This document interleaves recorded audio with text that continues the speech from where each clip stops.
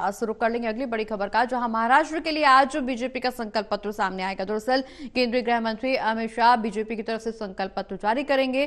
केंद्रीय गृह मंत्री अमित शाह वादों का पिटारा खोलेंगे। अमित शाह 3 चुनावी जनसभाओं को संबोधित भी करेंगे।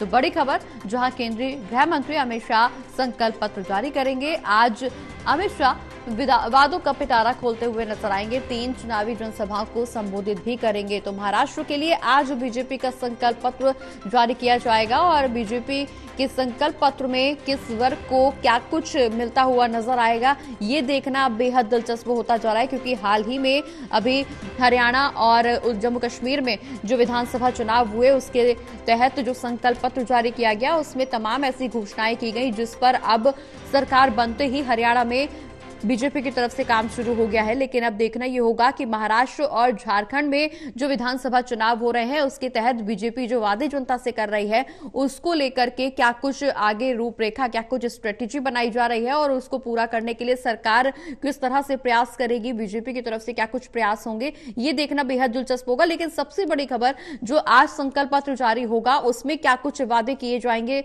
सरकार की तरफ से, पार्टी की तरफ से, जनता से, ये देखना बेहद दिलचस्प होता जा रहा है। चूंकि सरकार केंद्र में बीजेपी की है तो ऐसे में जनता को बेहद उम्मीदें, हालांकि राज्य में किसकी सरकार बनेगी ये जनता जनार्दन के हाथ में है। लेकिन संकल्प पत्र आज गृह मंत्री अमित शाह महाराष्ट्र के लिए जारी करेंगे और ऐसे में क्या कुछ इस दौरान वादे जनता से किए जा सकते हैं, क्या कुछ चुनावी घोषणाएं जनता के लिए की जाएंगी, इसको लेकर के सभी को इंतजार है, सभी की निगाहें संकल्प पत्र पर टिकी हुई हैं। ललित जी लगातार हमारे साथ बने हुए, हमारे असिस्टेंट एडिटर। ललित जी, आज जनसभा को संबोधित करने पहुंचेंगे गृह मंत्री अमित शाह और इस दौरान खास बात यह है कि संकल्प पत्र भी महाराष्ट्र के लिए जारी किया जाएगा। क्या कुछ चुनावी वादे इस दौरान किए जा सकते हैं? संकल्प पत्र का जब पिटारा खुलेगा तो जनता की कितनी उम्मीदें, क्योंकि सभी की निगाहें संकल्प पत्र पर टिकी हुई हैं। देखिए प्रगति, अगर देखा जाए तो भारतीय जनता पार्टी लगातार अपने संकल्प पत्र जारी कर रही है और इससे पहले भारतीय जनता पार्टी ने देखा जाए तो झारखंड में अपना संकल्प पत्र जारी किया। भारतीय जनता पार्टी के संकल्प पत्र की इस बार जो खास बात देखने को नजर आ रही है कि वो महिलाओं को, किसानों को, युवाओं को ये अपने आप में एक बड़े अवसर प्रदान करने की कोशिश कर रही है और उसी की तरफ वो ज्यादा फोकस कर रही है। महिलाओं को भारतीय जनता पार्टी, इससे पहले जो है भारतीय जनता पार्टी जिस गठबंधन में लड़ रही है, महायुति गठबंधन में, जिसमें कि एकनाथ शिंदे हैं, इसके अलावा अजित पवार हैं और भारतीय जनता पार्टी है, ये महायुति गठबंधन अपना संकल्प पत्र पहले ही जारी कर चुका है। लेकिन आज भारतीय जनता पार्टी अपना संकल्प पत्र जारी कर रही है और अपने इस संकल्प पत्र में भारतीय जनता पार्टी, माना यह जा रहा है कि महिलाओं के लिए जो है ऐलान कर सकती है, उनको दिए जाने वाले महीने की पेंशन, जो महीने की पेंशन है अभी वहां पर 1500 रुपए दिए जा रहे हैं, तो उसको जो है 2100 रुपए किया जा सकता है। इसके अतिरिक्त अगर देखा जाए, किसानों को ब्याज मुक्त ऋण देने की बात कही जा सकती है। किसानों का कर्ज महाराष्ट्र के लिए प्रगति हमेशा से ही एक बड़ा इशू रहा है और भारतीय जनता पार्टी कांग्रेस पार्टी को इसी बात पर घेरती रही है महाराष्ट्र में कि उसने किसानों का कर्ज माफ करने की बात तो कही लेकिन नहीं कर पाई। अब लेकिन भारतीय जनता पार्टी खुद पिछली बार सरकार में रही है और इस बार भी अब उसको जो है देना पड़ेगा मौका और इस मौके जवाब देना पड़ेगा कि उन्होंने किसानों को लेकर जो वायदे किए थे वो कितने कारगर साबित हुए। सबसे अहम बात यह भी है कि महाराष्ट्र में भारतीय जनता कांग्रेस पार्टी किसानों को लेकर ही लगातार जो है निशाना साध रही है और ऐसे में अब देखना यह होगा कि आज जो है भारतीय जनता पार्टी की तरफ से जब संकल्प पत्र आएगा महाराष्ट्र के लिए तो वो महायुति के गठबंधन से कितना अलग होता है।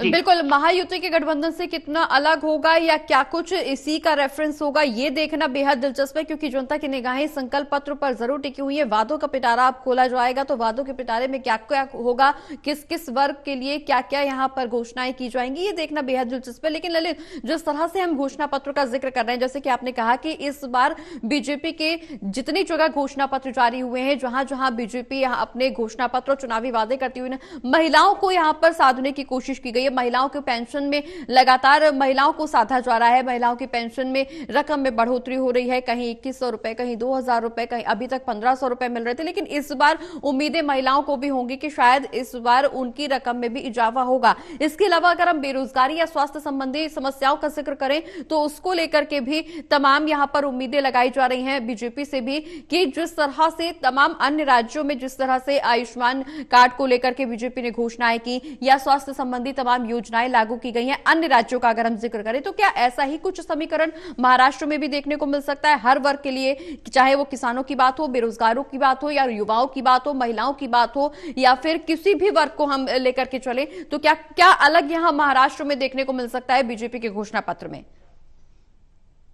देखिए प्रगति, पहले मैं आपके सवाल के पहले हिस्से पर आता हूं कि जी महिलाओं को सब लोग साध रहे हैं, आखिर ऐसा क्यों है? जी दरअसल आप नेशनल वोटर का जो नंबर है उसमें जी अगर आप महिलाओं का नंबर देखेंगी जी तो वो तकरीबन 50% के आसपास है। जी और किसी भी चुनाव में, अब वो लोकसभा का चुनाव हो या फिर वो विधानसभा का चुनाव हो, उसमें महिलाएं और महिलाओं में युवा महिलाएं वो बहुत बड़ा किरदार अदा करती हैं। जी ये सभी जगह की स्थिति है। जी हर राज्य में लगभग महिलाएं 50% की वोटर होती हैं, तो उनको साधना बेहद अहम है हर पार्टी के लिए।